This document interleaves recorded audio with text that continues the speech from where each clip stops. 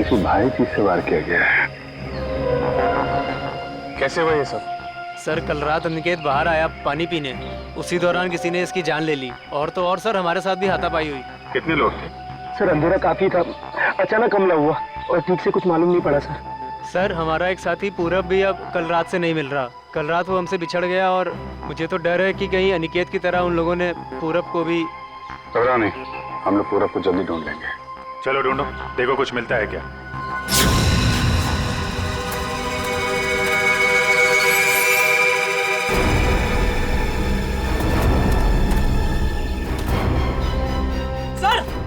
Sir जल्दी आइए। ठीक तो ना तुम? अरे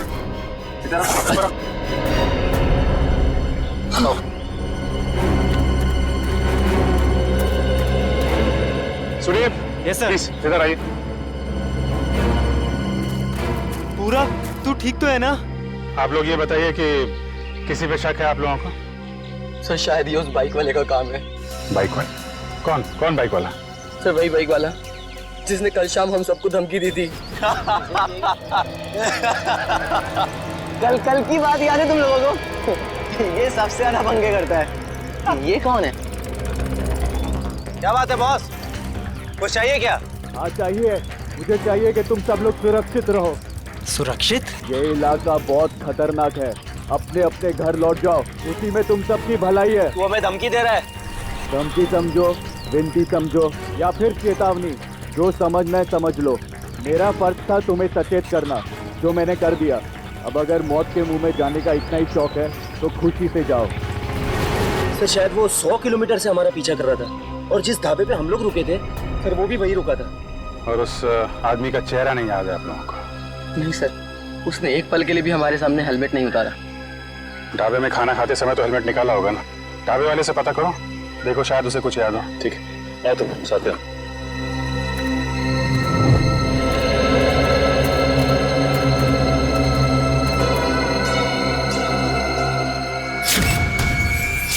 खून? खून की बूंदें? मतलब कोई जख्मी आदमी भागा यहाँ से। सर लेकिन खून बहुत ज्यादा नहीं है, जो भी है उसे ज्यादा चोट नहीं होगी। सर ये देखिए, घसीटने के निशान हैं। मतलब उन दोस्तों के अलावा कोई और आदमी भी था जिसको उन मुजरिमों ने मारा और फिर उसे घसीटते हुए यहाँ से ले गए। सर ये रास्ता तो सीधा मेन रोड की तरफ जाता है, इसका मतलब जो भी गुनहगार था उसे जंगल और रास्ते का पूरा ज्ञान था। हाँ, तभी तो रात के अंधेरे में भी यहाँ पहुँचने में कोई गलती नहीं की उन लोगों ने। ये टायर के निशान, ये तो किसी बड़ी गाड़ी के लगते हैं।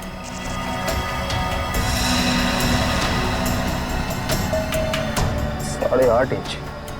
सर ये तो लेस्कॉट गाड़ी के टायर लगते हैं, क्योंकि इतने चौड़े टायर उसी गाड़ी में होते हैं। मतलब वो मुजरिम कार में बैठ के भागे, फिर वो बाइक वाला, वो तो कार में बैठ के आया नहीं होगा, नहीं तो हेलमेट क्यों लगाता है? एक काम करो, आगे जो टोल नाका है वहां जाके पता करो ये लेस्कॉट गाड़ी वहां से गुजरी है क्या। जी सर। तब तक मैं यहाँ देखता हूँ कुछ और मिलता है क्या।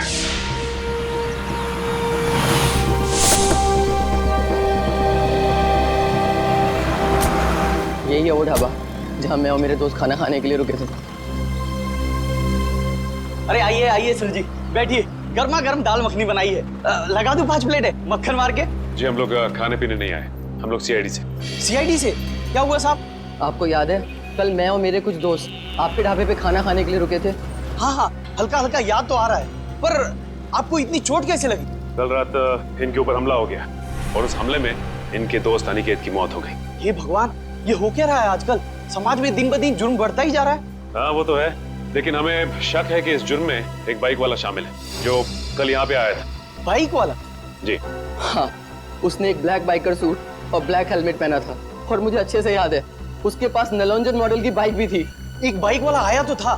अच्छा, उस बाइक वाले के बारे में कुछ याद है आपको? कैसा दिखता था वो? साहब इतना तो याद नहीं, लेकिन शायद रामू को पता होगा। रामू जरा इधर आना, जरा बताना साहब लोगों को उस बाइक वाले के बारे में। जब उसने हेलमेट उतारा था तो मैंने एक ही झलक देखा था सेठ जी, बहुत अजीब आदमी था, अजीब तरीके से बर्ताव कर रहा था।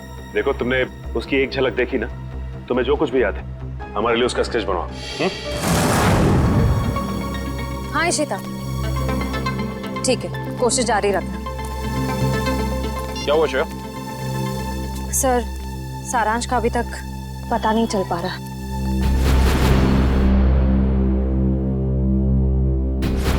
हमें सारांश जरूर मिल जाएगा। अगर वो गाड़ी इस रास्ते से गई है तो इस टोल नाके से जरूर गुजरी होगी। सही कह रहे हैं। अरे भाई साहब, यहाँ कल रात में 3 बजे के आसपास कोई एस्कॉर्ट गाड़ी निकली है यहाँ से? पता नहीं सर, मेरी तो दिन की शिफ्ट होती है, रात की शिफ्ट वाला शाम को आएगा। भाई साहब, ये जो सीसीटीवी कैमरा लगा है ये तो 24 घंटे ऑन रहता है ना? जी हाँ सर। इसकी फुटेज देख सकते हैं?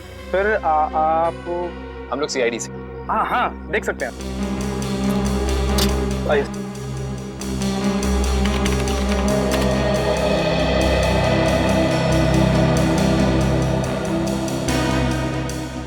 ये देखिए, लेस्कॉट गाड़ी रात के 2:55 को यहाँ से गुजरी है। लगती तो वही गाड़ी है। जरा रिवाइंड करिए। एक मिनट पॉज कीजिए।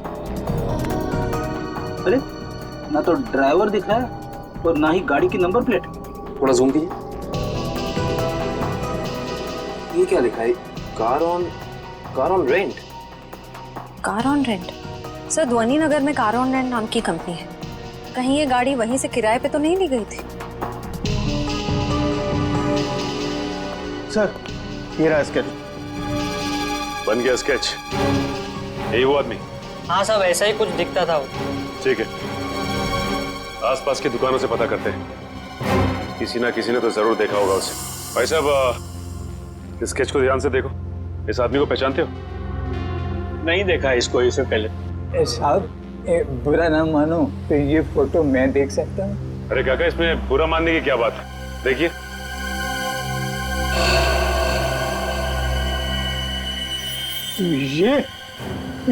ये कैसे हो सकता है? नहीं, ये नहीं हो सकता, ये नहीं हो सकता, असंभव, असंभव। अरे काका, क्या नहीं हो सकता? क्या संभव है? ये नहीं हो सकता।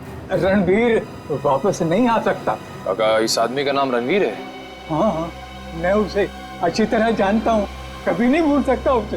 काका, इस आदमी के बारे में आप जो कुछ भी जानते हैं प्लीज हमें बताइए। बहुत पुरानी बात है, तकरीबन 73 साल पहले मैं जब बच्चा था तो एक रात को मैंने उसे अपने पिताजी से बातें करते हुए सुना था। मदन, मेरी बात मानो, अगर तुमने मुझे उस तालाब को ढूंढने में मदद की तो तुम्हारी जिंदगी हमेशा हमेशा के लिए बदल जाएगी। मेरी जिंदगी जैसी भी है ठीक है, आप मुझे इस सबसे दूर ही रखें तो अच्छा होगा। देखो, इस इलाके से जितनी अच्छी तरह तुम परिचित हो वैसा इस गांव में कोई नहीं है। इनकार मत करो, तुम ही मुझे मेरी मंजिल तक पहुंचा सकते हो। ये सिर्फ मेरा सपना ही नहीं, मेरा जुनून भी है। बहुत ही गलत जुनून चुना है आपने रणवीर जी। अगर आप प्रकृति के नियमों के खिलाफ जाएंगे तो प्रकृति आपको कहीं का नहीं छोड़ेगी। वो जगह शापित है, शापित। ना जाने कितने लोगों की जान ले चुकी है। भूल जाए अपने सपने को। क्या तुम भूल सकते हो अपनी बीवी को, जो इस वक्त अस्पताल में जिंदगी और मौत के बीच में झूल रही है? नहीं ना, वैसे ही मैं अपने सपने को नहीं भूल सकता। जरा सोचो, अगर वाकई उस तालाब के पानी में मौत को हराने की ताकत है तो तुम्हारी पत्नी को एक नई जिंदगी मिल सकती है। सोच क्या रहे हो मदन? हम एक दूसरे की मदद से अपने आने वाली जिंदगी को सुधार सकते हैं। तो बोलो, मंजूर है?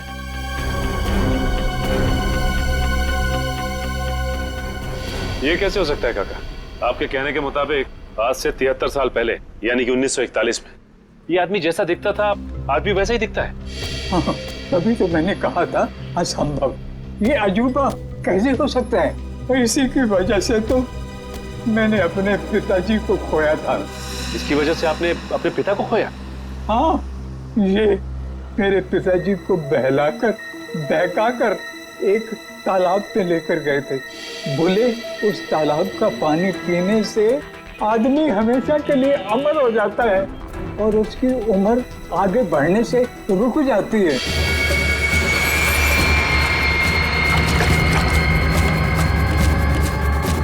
ये कैसा तालाब है काका?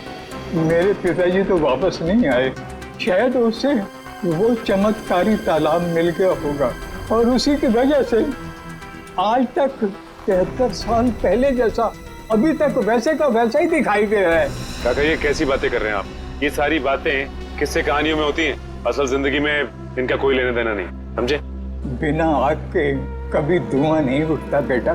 तुम भले ही ना मानो, लेकिन उस तालाब के पानी में कोई शक्ति है जो मौत को भी पराजित कर सकती है। सर पूरा जंगल छान मारा लेकिन कोई सुराग नहीं मिला। एक मिनट वो देखो, ऐसा लगता है यहाँ हाल फिलहाल में ही खुदाई हुई है। तो देखो। Yes sir.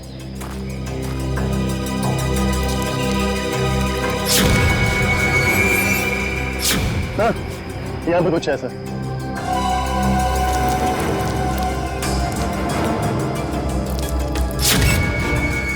माय गॉड, ये तो सालों पुराना कंकाल लगता है। सर मुजरिम लाशों को जंगल में दफनाते थे ये तो पता था, पर पहली बार मुजरिम इतना सालों पुराना कंकाल जंगल में दफनाने आए। पता नहीं वंश, दफनाने आए थे या फिर निकालने। गुड मॉर्निंग डॉक्टर साहब। What is so good about this morning? ये लो। हेलो हाय ना करो तो नाराज और करो तो मुश्किल। अरे इतने उखड़े हुए क्यों हैं सर आप? भाई साहब जब आपको पता लगेगा ना कि अनिकेत की मौत कैसे हुई, आप भी इतने ही उखड़ जाएंगे। सर जरूर किसी हथौड़े या डंडे से वार किया होगा। सर इससे पहले भी हम ऐसे केस सुलझा चुके हैं। मगर निखिल, पहले के केसेस में और इस केस में फर्क है, और वो ये कि जिस हथियार से अनिकेत के सर पे वार किया गया है वो हथियार 100 साल पुराना है। क्या? 100 साल पुराना? उड़ गए होश? उखड़ गए ना? भाई साहब अनिकेत के सर पर से मुझे लोहे और लकड़ी के छोटे छोटे टुकड़े मिले हैं, और ये टुकड़े 100 साल से भी ज्यादा पुराने हैं। लोहे और लकड़ी के टुकड़े? मतलब हथियार कोई ऐसी चीज है जिसमें लोहा भी है और लकड़ी भी? हाँ, आइए मैं दिखाती हूँ।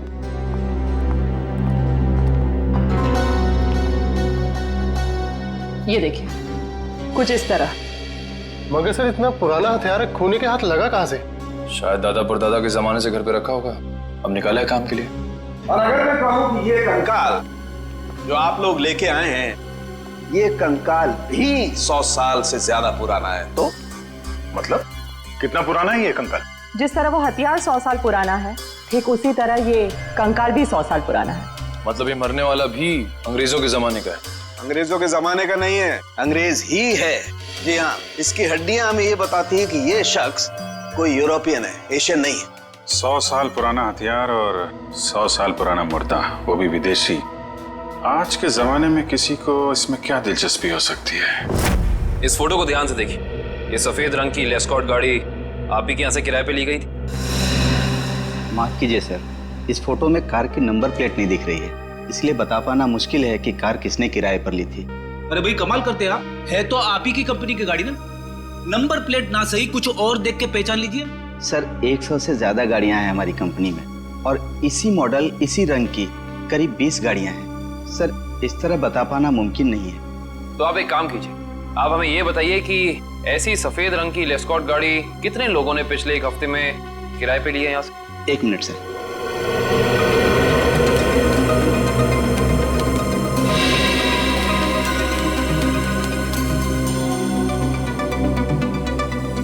सर कुल मिलाकर 7 लोग हैं जिन्होंने पिछले हफ्ते सफेद रंग की लेस्कॉट कार किराए पर ली थी।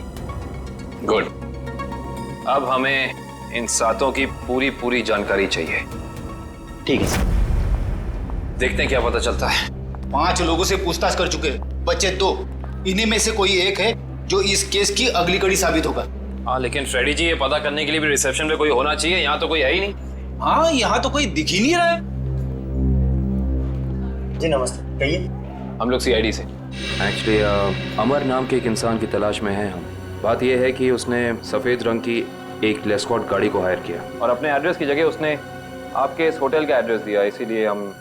Just a minute. मिस्टर अमर, वो तो कल ही चेकआउट कर गए। अच्छा, आपने अपने रिकॉर्ड्स के लिए उसका कोई आईडी प्रूफ तो लिया होगा ना, लाइसेंस, पैन कार्ड वगैरह? दिखाइए जरा। मैडम लिया तो था, लेकिन आज ही सुबह हमारे कंप्यूटर का हार्ड ड्राइव क्रैश हो गया और उसी के साथ सारा डेटा चला गया, माफ कीजिएगा। अच्छा, ये अमर दिखता कैसा था, उसका हुलिया कैसा था? आप कमरा नंबर 701 वाले अमर सर की बात कर रहे हैं ना? हाँ हाँ राजू, उसी के बारे में। बताइए इन लोगों को। क्या था उसका हुलिया? कद यही कोई 5.5 फुट लंबा और हाँ, छोटे छोटे बाल और आंखों का रंग काला था। कद 5.5 फीट, छोटे बाल।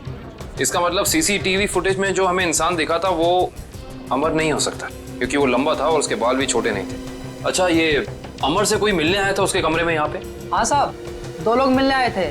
उनमें से एक का नाम संजय था और दूसरे का कुछ और कल साहब उन लोगों ने दारू पीकर काफी झगड़ा भी किया था। झगड़ा? तुम्हें पता है किस बारे में ये झगड़ा हुआ था? ये तो मैं नहीं बता सकता साहब, लोग अक्सर दारू पीकर बहक जाते हैं। कोई ऐसी बात जो तुम्हें याद हो जो वो लोग कर रहे थे, कुछ याद है? हाँ साहब, कुछ अजीब अजीब चीजों के नाम ले रहे थे, जैसे फावड़ा, कुल्हाड़ी, कुदाल। मतलब ऐसा सामान जो जमीन की खुदाई में काम आता है। चलो, इससे ये तो पता चल गया कि जंगल में वो जमीन खोदी किसने थी। जिस तरीके के औजारों की बात वो वेटर कर रहा था, उससे तो यही लगता है कि ये संजय एक आर्कियोलॉजिस्ट है। संजय आर्कियोलॉजिस्ट जो अमर के साथ वहां गड़े हुए मुर्दे उखाड़ने गया था। जरूर कुछ न कुछ खास बात है उस पुरानी लाश में, वरना कोई इतने सालों बाद सोते हुए मुर्दे को क्यों जगाएगा। और शायद अनिकेत ने उन्हें ये खुदाई करते देख लिया, जिसकी कीमत उसे अपनी जान देके चुकानी पड़ी। लेकिन उस बाइक वाले का क्या, जिसे उस बुढ़े आदमी ने पहचान लिया था? उसके मुताबिक तो वो तालाब का पानी पी के हमेशा हमेशा के लिए अमर हो गया। फ्रेडी, इस दुनिया में कोई आदमी अमर नहीं होता। जरूर उस बुढ़े आदमी का कुछ ना कुछ हाथ है इस अपराध में। सर इस बाइक वाले के बारे में बड़ी अजीब बात पता चली है। क्यों? ऐसी क्या अजीब बात है? ये देखिए सर, इस अखबार की तारीख 13 जून 1941, यानी कि आजादी से भी पहले। आश्चर्य सर, ये आदमी उस वक्त से वांटेड है।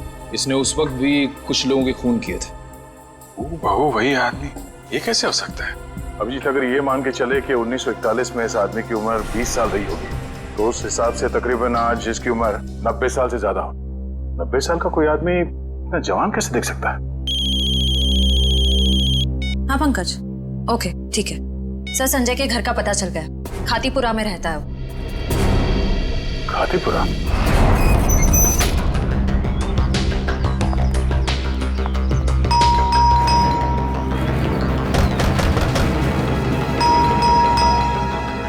लगता है संजय को हमारे यहाँ आने की खबर लग गई होगी, इसीलिए भाग गया होगा।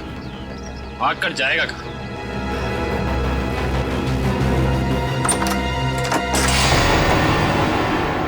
अच्छी तरह से तलाशी लो इस घर की, कुछ ना कुछ तो जरूर मिलेगा।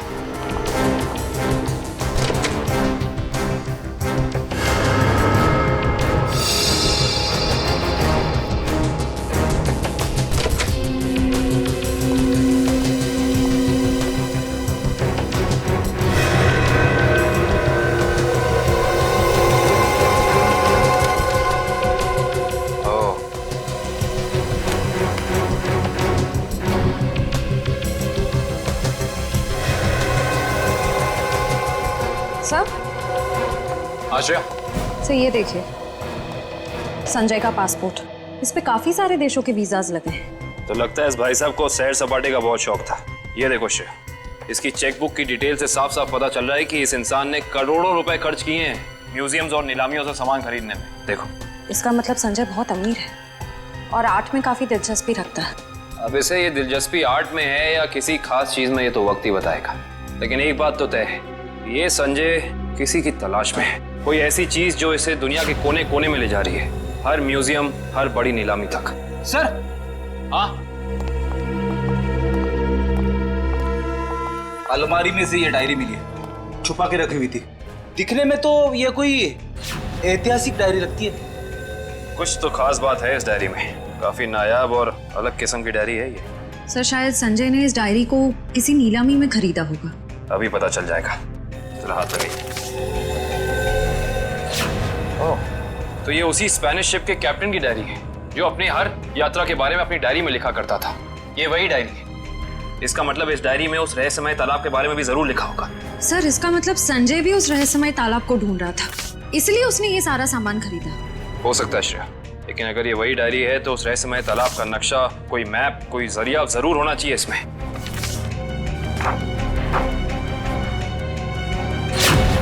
कमाल है, इस डायरी में तो ऐसा कुछ भी नहीं है। कोई नक्शा, कोई जरिया, कोई रास्ता, कुछ नहीं। लेकिन इससे एक बात तो तय हो गई कि इस रहस्यमय तालाब को ढूंढने में दोनों अमर और संजय साथ मिलकर काम कर रहे थे। इसका मतलब हमें इस कमरे में कुछ ना कुछ जरूर मिलेगा। छानबीन करो।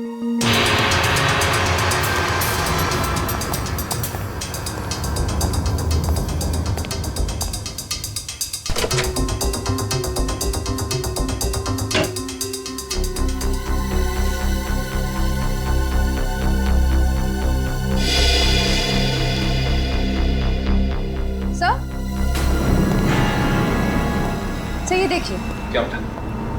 संजय ने अपने सारे पुराने सामानों की कार्बन डेटिंग करवाई है किसी डॉक्टर वीरेन से। Carbon dating? इसका मतलब तो साफ है कि संजय अपने हर सामान के बारे में पता करना चाहता था कि वो असल में कितना पुराना है। ओ तो ये है डॉक्टर वीरेन, और इस फोटो से तो साफ साफ पता चलता है कि ये कॉलेज में संजय का प्रोफेसर था। ओह, तो फिर इस वीरेन का भी हाथ हो सकता है अमर के साथ साथ संजय की मदद करने में। डॉक्टर वीरेन। इस वक्त कौन आ गया?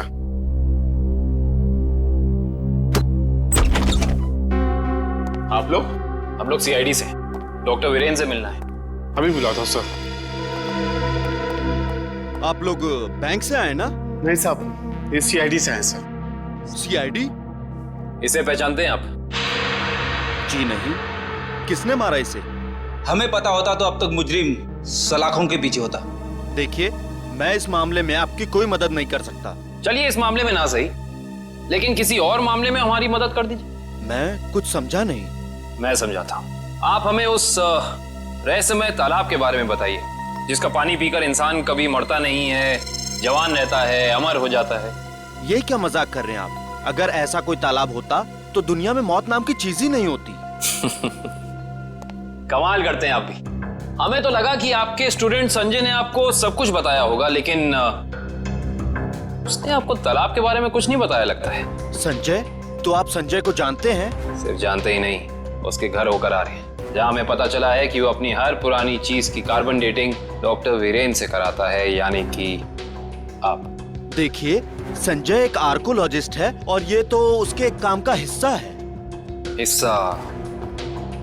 हिस्से से याद आया कि आपके हिस्से की कॉफी ठंडी हो रही है डॉक्टर साहब, पी लीजिए। ठंडी कॉफी पीने में कोई मजा नहीं है।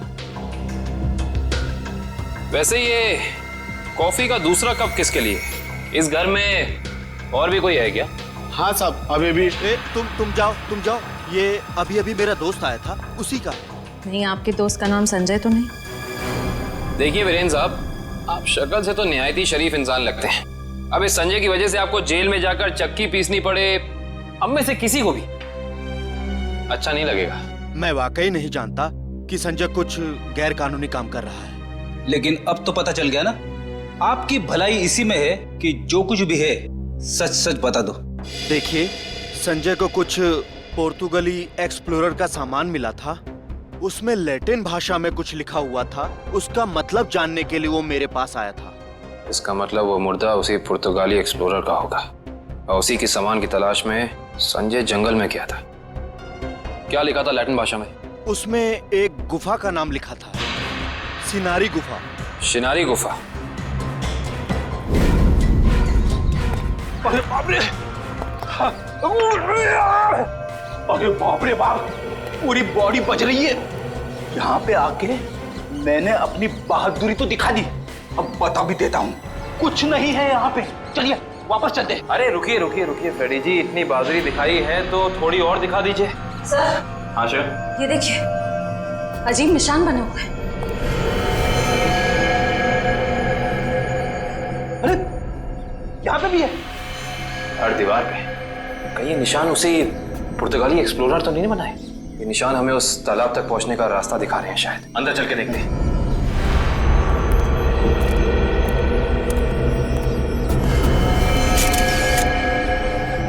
दो लाशें।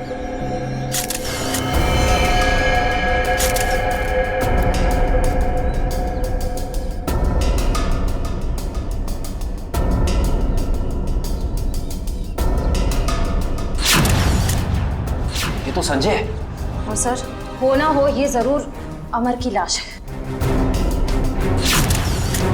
ये देखिए, होटल के वेटर ने हमें जो हुलिया दिया था, ये हूबहू वैसा ही है। लगता है ये दोनों यहाँ पे उस तालाब की तलाश में आए थे जिंदगी को अमर बनाने और बदले में मिली मौत। है कौन वो आदमी जो तालाब की खोज करने वाले लोगों का खून कर रहा है? जरूर कोई ऐसा है फ्रेडी जी जो नहीं चाहता कि उसके अलावा इस तालाब के बारे में किसी और को पता चले। सर हो ना हो ये काम जरूर रणवीर का ही होगा, क्योंकि जब संजय खुदाई कर रहा था तब रणवीर भी वहां मौजूद था। सर हाँ, यहाँ पे जूतों के निशान है, ये देखिए अलग अलग जूतों के निशान दिख रहे हैं। कम से कम 5 लोगों के होंगे। सही कह रहे हैं आप, 2 तो अमर और संजय के होंगे, 1 रणवीर का, बाकी 2 निशान। इसका मतलब साफ है इस गुनाह में 2 और लोग शामिल हैं, लेकिन कौन? सिंबल्स को देख के लगता है कि ये हमें उस चमत्कारी तालाब का रास्ता बता रहे हैं। न जाने कितने साल पहले बनाए गए होंगे ये निशान तालाब की तलाश में। और इन निशानों के अंदर ही वो चाबी छुपी है जिससे हम इस केस का ताला खोल सकते हैं। अरे सर, ये तो एक टापू बन गया और इसके बीचों बीच में है ये तालाब। मगर सर ये टापू है कहाँ पे और हम यहाँ तक पहुंचेंगे कैसे? इसका पता चल जाएगा निखिल, अगर हम इन निशानों की भाषा समझ पाए, उनको अक्षरों में बदलेंगे तो पता चलेगा। सर इस तरह के निशान मैंने पजल्स की किताबों में देखे हैं। अब पजल के साथ हायरोग्लाइफिक अल्फाबेट बुक भी आती है ना? हाँ सर। वंश जल्दी से जाकर वो किताब लेके आओ। Okay sir.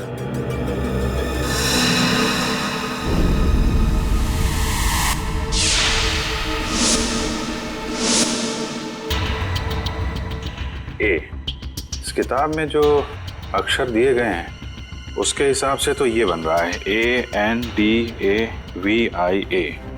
अंदाविया। अंदाविया? चलो जरा इंटरनेट पे चेक करो, अंदाविया टापू जैसी कोई जगह है क्या? सर ये देखिए, ये अंदाविया नाम का टापू भारत के दक्षिणी दिशा में यानी कि इंडियन ओशन में। मगर सर यहाँ लिखा है कि ये टापू बिल्कुल खाली है, यहाँ कोई नहीं रहता। और इस टापू का मौसम और वातावरण रहने के अनुकूल नहीं है।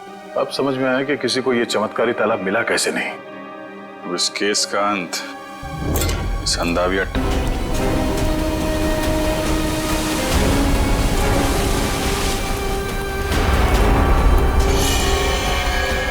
वहां पे देखो, वहां पे कुछ है। तो लगता है किसी ने आग जला के कैंप फायर किया है। वही लोग होंगे जो तालाब की तलाश में यहाँ पे आए थे।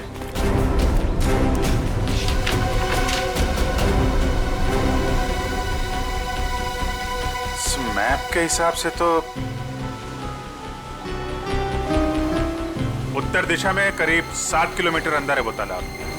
एक काम करते हैं, यहाँ से सब लोग अलग अलग हो जाते हैं, किसी को कुछ भी मिलता है फौरन एक दूसरे को इन्फॉर्म करेंगे। Okay? Yes sir. Sachin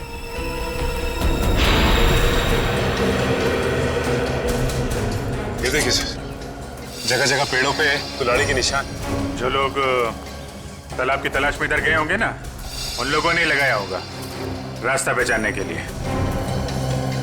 oh my God, कंकाल।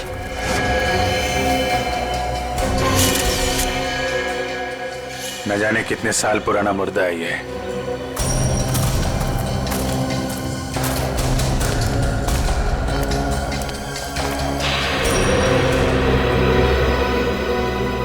धुआं अभी भी निकल रहा है, आग जले शायद ज्यादा देर नहीं हुई अभी।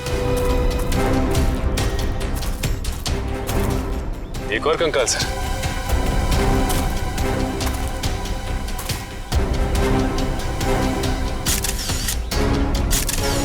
जिंदगी पीने वाले तालाब ने न जाने कितने लोगों की जानें ले ली है। जिंदगी तालाब नहीं ले रहा है सचिन, कोई इंसान ले रहा है जिसका कोई ना कोई राज जुड़ा है उस तालाब के साथ। और न जाने कितने कंकाल देखने को मिलेंगे। ये तो ट्रैप है, कोई आ रहा है।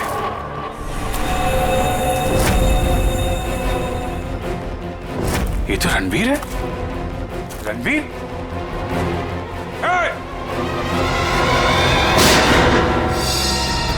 गोली चलने की आवाज इस तरफ से आई। कहीं उनको कुछ हो तो नहीं गया?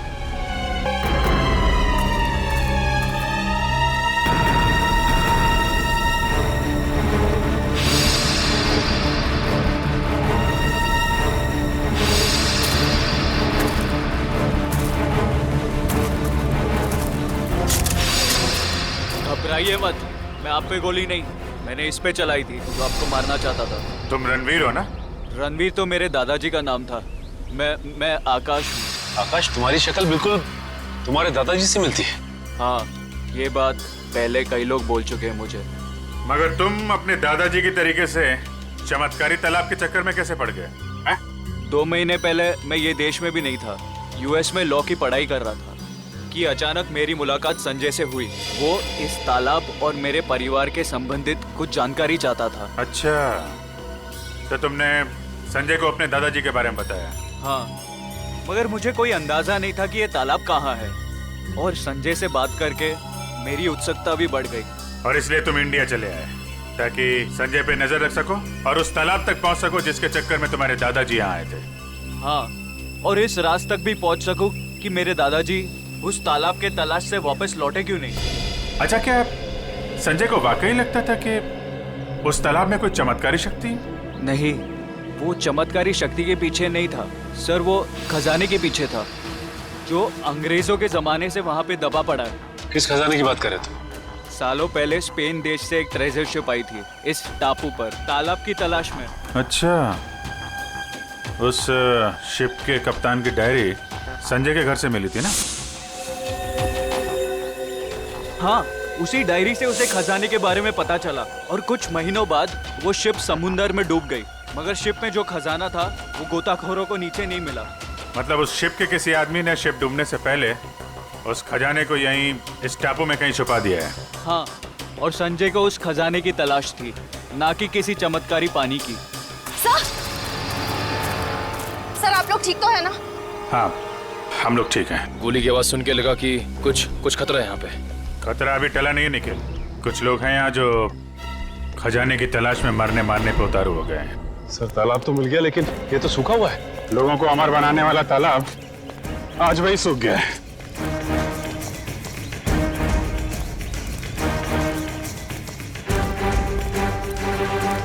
सर,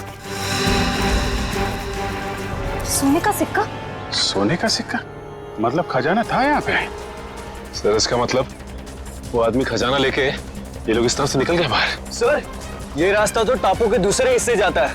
मैं भी वहीं से आया था और उन लोगों की नाव भी वहीं पे थी। टापू की दूसरी तरफ? हाँ, रोकना होगा उन्हें।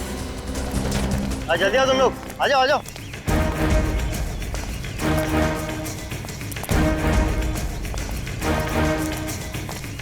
बस बस बस, खजाना यहीं रख दो, बाकी की जिम्मेदारी सीआईडी की है।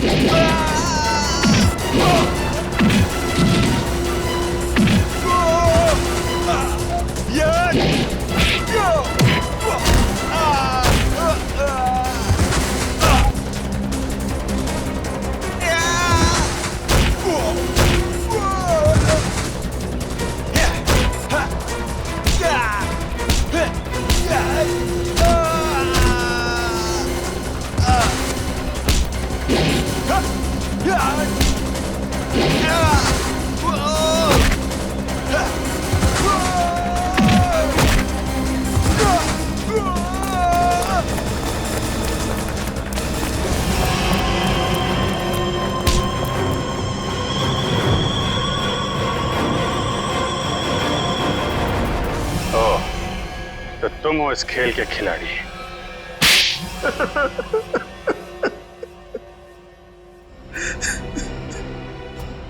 हाँ, मैंने ही मारा है अमर को, संजय को और अनिकेत को भी। मगर तुम्हें संजय और अमर के प्लान के बारे में पता कैसे चला? उस दिन जब होटल के बाहर में वो लोग बात कर रहे थे, मैंने उन दोनों की सारी बातें सुन ली थी। हम बहुत जल्द खजाने तक पहुंचने वाले हैं, फिर हम बेशुमार दौलत के मालिक हो जाएंगे।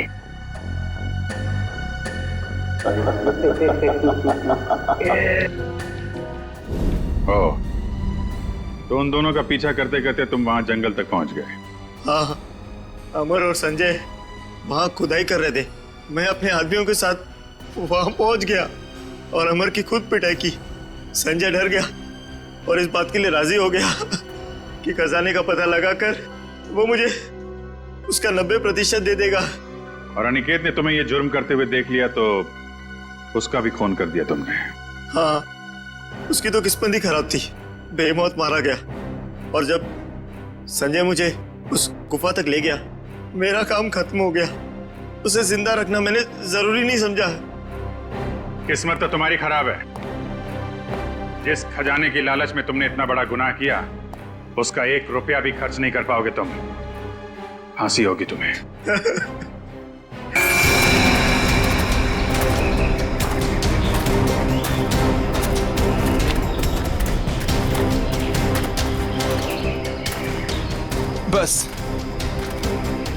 बस अब और नहीं चल सकते। 12 घंटे हो गए भूखे पेट लगातार चलते हुए। सिर्फ 12 घंटे ही हुए ना, कोई भी आराम नहीं करेगा। सब चुपचाप चलो। नहीं साहब, अब अगर हम चाहें भी तो साहब हमारे पैर साथ नहीं देंगे। भगवान के लिए साहब थोड़ी देर आराम कर लेने दीजिए। जिस मजदूर के पैर उनका साथ नहीं देंगे, उनके पैरों को इस बंदूक की गोलियों से इनाम दूंगा। अब चलो सब। संभाल कर चाची। रिचा खुद का ख्याल रख सकती है, तुम्हें इसकी चिंता करने की जरूरत नहीं है, समझे? चलो अभी, अब चलो।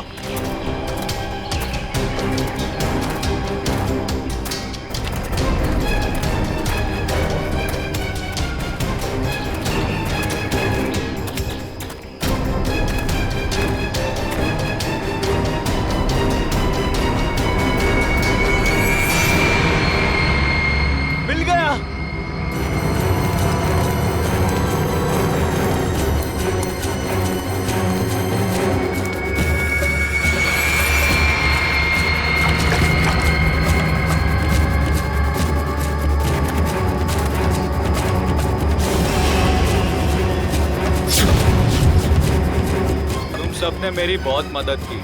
अब तैयार हो जाओ अपने इनाम के लिए।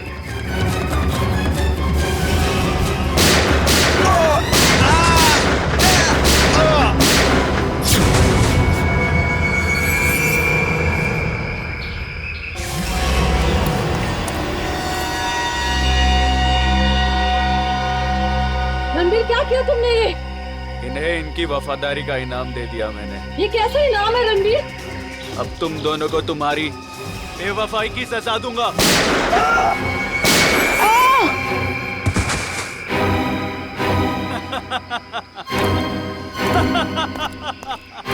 अब मैं अमर हो जाऊंगा।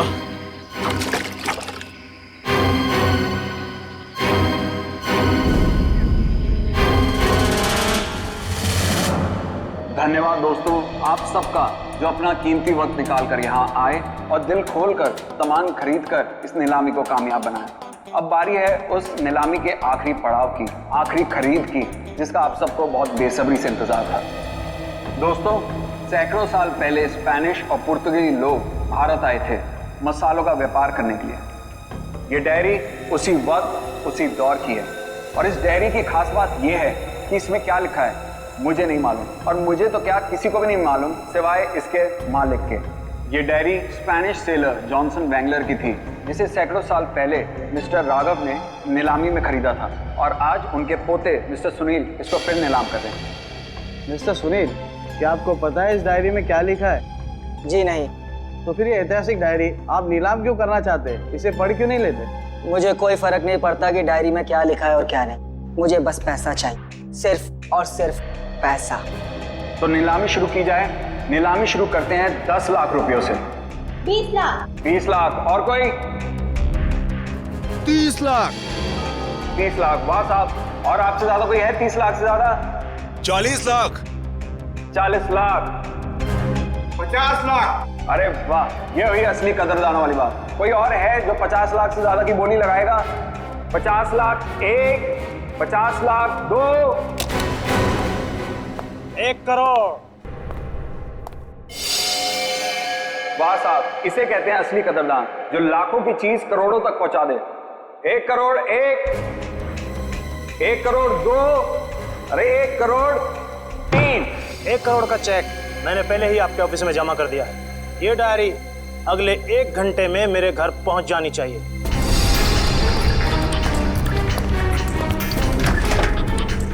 जानता नहीं तूने डायरी नहीं, अपनी मौत खरीदी है, मौत।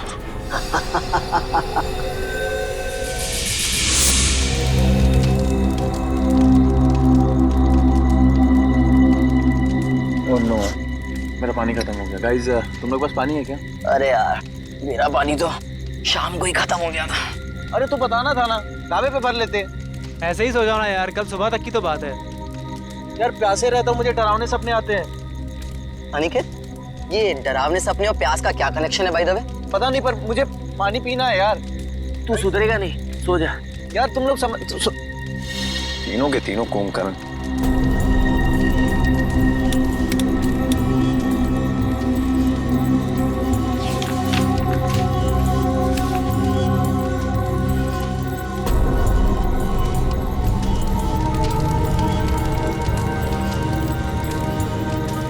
इस नक्शे के हिसाब से तालाब करीब आधे किलोमीटर दूर पे है।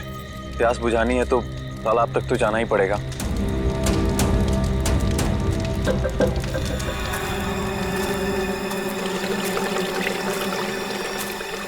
ये पानी की आवाज आ रही है, लगता है तालाब कहीं आसपास में ही है।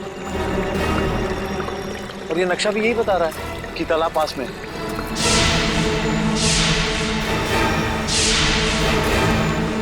बचाओ बचाओ! ये चीख कैसी है? अरे ये अनिकेत कहाँ चला गया? कहीं ये उसी की चीख तो नहीं? अनिकेत! अनिकेत! अनिकेत! अनिकेत! अनिकेत!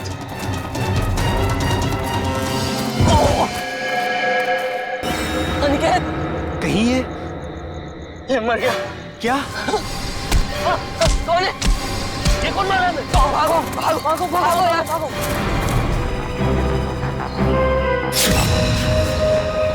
सर तो किसी भाई चीज से वार किया गया है। कैसे हुआ ये सब? सर कल रात अनिकेत बाहर आया पानी पीने, उसी दौरान किसी ने इसकी जान ले ली। और तो और सर हमारे साथ भी हाथापाई हुई। कितने लोग थे? सर अंधेरा काफी था, अचानक हमला हुआ और ठीक से कुछ मालूम नहीं पड़ा सर। सर हमारा एक साथी पूरब भी अब कल रात से नहीं मिल रहा। कल रात वो हमसे बिछड़ गया और मुझे तो डर है कि कहीं अनिकेत की तरह उन लोगों ने पूरब को भी। घबराओ नहीं, हम लोग पूरब को जल्दी ढूंढ लेंगे। चलो ढूंढो, देखो कुछ मिलता है क्या।